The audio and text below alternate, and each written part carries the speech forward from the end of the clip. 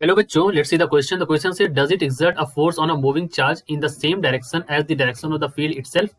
तो इस क्वेश्चन के बारे में बात करना है। तो यहाँ पर देखिए हमारा जो की कॉन्सेप्ट हो जाएगा, दैट की कॉन्सेप्ट इज, हम यहाँ पर बात कर रहे हैं मैग्नेटिक फील्ड के बारे में। ठीक है, सो यहाँ पर हम बात कर रहे हैं मैग्नेटिक फील्ड के बारे में। ठीक है, तो देखो जो की कॉन्सेप्ट है वो बेस्ड है फ्लेमिंग लेफ्ट हैंड रूल पर। क्या लगाएंगे आप?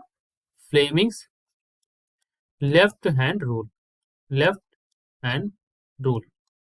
तो जब फ्लेमिंग लेफ्ट हैंड रूल्स आप यहाँ पर अप्लाई करेंगे तो हमें क्या समझ में आता है कि द डायरेक्शन ऑफ किसका direction? Magnetic force, the direction of magnetic force on a moving charge, moving charge is always क्या होता है?